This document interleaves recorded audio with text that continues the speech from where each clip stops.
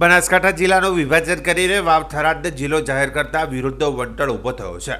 ઓગળ જિલ્લાની માંગ સાથે દિયોદરમાં સતત 6 દિવસથી વિરોધ થઈ રહ્યો છે।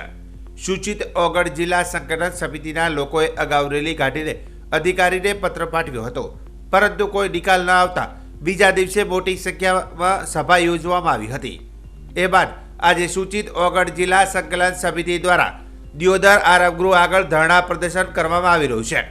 તેમની માંગ છે કે બનાસકાંઠાનું વિભાજન કરીને જે વાવ થરાદ જિલ્લો કર્યો છે એ અમને મંજૂર નથી। અમારી માંગ દિયોદરને જિલ્લો બનાવવાની છે। દિયોદરને જિલ્લો બનાવીને એનું નામ ઓગળ રાખવામાં આવે। સ્થાનિકોનું કહેવું છે કે છેલ્લા 2 વર્ષથી બનાસકાંઠા જિલ્લાનું રાજકારણ બદલાયું છે। દિયોદરને જે હક હતો એ ઓગળ જિલ્લો બનાવવાનો એ મોઢામાંથી આવેલો કોળિયો છીનવાઈ ગયો છે। સૂચિત ઓગળ જિલ્લા સંકલન સમિતિના સભ્યોએ જણાવ્યું હતું કે બનાસકાંઠા જિલ્લાના વિભાજનના સમાચાર મળ્યા ત્યારથી દિયોદરની પ્રજામાં આક્રોશ જોવા મળી રહ્યો છે, કારણ કે છેલ્લા 5-7 વર્ષથી ઓગળ જિલ્લાની વાત હતી। બનાસકાંઠા જિલ્લામાં નવો જિલ્લો ઓગળ જિલ્લો બનવાનો હતો, જેના 2 પ્રમાણ છે। એક, બનાસ ડેરીનો સૌથી મોટો પ્લાન્ટ દિયોદરમાં આવેલો છે। એ વખતે સરકારની ગણતરી હતી કે ભવિષ્યમાં જિલ્લાનું મુખ્ય મથક દિયોદર થાય અને એનું નામ ઓગળ આપવામાં આવે। આ ઉપરાંત કોર્ટના 4 માળના બિલ્ડિંગ સહિત અનેક સુવિધાઓ દિયોદરમાં આવેલી છે। વધુમાં જણાવતા કહ્યું હતું કે ઓગળ જિલ્લાનો સર્વે થઈ ગયો હતો, આખી ફાઇલ સરકારમાં તૈયાર હતી। છેલ્લા 2 વર્ષથી બનાસકાંઠા જિલ્લાનું રાજકારણ બદલાયું છે। દિયોદરનો જે અધિકાર હતો તે છીનવાયો છે। અમારે તો ઓગળ જિલ્લા માટેનો મોઢામાં આવેલો કોળિયો છીનવાઈ ગયો હોય તેવું આખા દિયોદર તાલુકાની પ્રજા મહેસૂસ કરી રહી છે, અને એના વિરુદ્ધમાં અમે બજાર બંધ કરીને પ્રાંત સાહેબને આવેદનપત્ર પાઠવ્યું હતું। બીજા દિવસે મોટી જાહેર સભા યોજવામાં આવી હતી, જેમાં દિયોદરની આજુબાજુના 6 તાલુકાની પ્રજાને અમને સમર્થન આપ્યું છે તેમ જણાવ્યું હતું।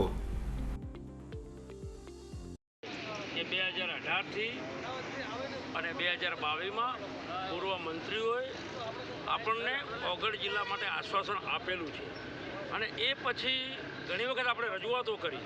પરમ દિવસે પણ મહાસંમેલન હતું 5 તારીખે, અને અમને પ્રજાએ એક સમર્થન આપ્યું છે કે જ્યાં સુધી આપણો ઓગળ જિલ્લો ના બને ત્યારે ઓગળ સમિતિ આજે એવું નક્કી કર્યું છે કે અમે એક કોઈ સમય નક્કી નથી, ભલે 10 દિવસ 15 દિવસ 20 દિવસ કે મહિનો આજે ઉપવાસ પર બેઠા છીએ, અને અમારી ટીમ દરરોજ આજે 10 જણ બેસશે, આવતીકાલે 10 બેસશે, એનો ન્યાય નહીં મળે ત્યાં સુધી અમે આ લડત ચાલુ રાખીશું। બીજું, ભૌગોલિક દ્રષ્ટિએ તો વારંવાર એકની વાત કરવી એ જરૂરી નથી, પણ ભૌગોલિક દ્રષ્ટિએ સરકારને પણ ખબર છે, પણ આ તો અમને પણ થરાદ જિલ્લો આપ્યો એનો અમને કોઈ વિરોધ નથી। પણ જેને ભૌગોલિક દ્રષ્ટિએ અમને આજે સાથ સહકાર અમને આજે ભીલડી આપી રહ્યું છે, કાંકરેજ આપી રહ્યું છે, રાધનપુર ધાનેરા આપી રહ્યું છે, અહીંયા અમને લાખણી પણ અમારા સમર્થનમાં છે। તો સરકાર પાસે અમારી માગણીઓ પહોંચવી જોઈએ, અને જ્યાં સુધી અમારો ઓગળ જિલ્લો જાહેર નહીં થાય ત્યાં સુધી જેમ વડીલે કહ્યું એ પ્રમાણે અમે ગાંધી ચિંધ્યા માર્ગે અમે ગાંધીનગર નહીં પણ દિલ્હીના દરવાજા ખખડાવવા પડશે તો અમે ખખડાવીશું। એ જ અમારી માગણી।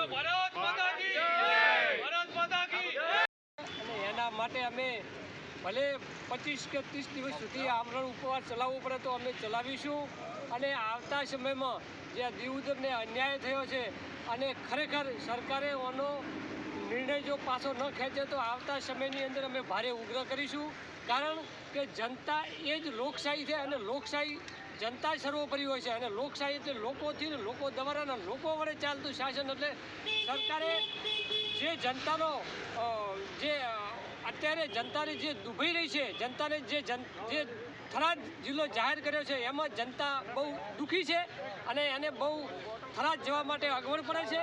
ત્યાં કોઈ સગવડ નથી, રસ્તાઓ ખરાબ છે, અને આમ ગણવા જઈએ તો થરાદ એક નાનું સેન્ટર કહેવાય, અને દિયોદરની તોલે તો ન જ આવી શકે, કારણ કે દિયોદરની અંદર તમામ સુવિધાઓ છે, જેવી કે રેલવે સ્ટેશન હોય, બસ ડેપો હોય, પછી બનાસ ડેરીનું મોટું આયોજન અત્યારે હાલ ચાલુ છે, ડેરી ચાલુ છે, પછી DYSP હોય, તમામ કચેરીઓ, મામલતદાર કચેરી, તાલુકા વહીવટ કચેરી, જિલ્લા વહીવટ કચેરી, તમામ જે અહીંયા દિયોદરમાં ઓફિસો, પ્રાંત ઓફિસો આવેલી છે, અને દિયોદરને ખરેખર ઓગળ જિલ્લો જાહેર કરવો જોઈએ, પણ એ વિશે સરકારે કંઈ વિચાર્યું નહીં, અને આની કોઈને પણ જાણ કરી નથી, અને જાણ હેઠળ તાત્કાલિક રાતોરાત આ નિર્ણય લેવાનો છે। પણ ખરેખર આવનારા સમયની અંદર જનતા ચલવી નહીં લે, અને જો દિયોદરને ઓગળ જિલ્લો જાહેર કરવામાં નહીં આવે તો આવનારા સમયની અમે ભારે ઉગ્ર આંદોલન કરીશું।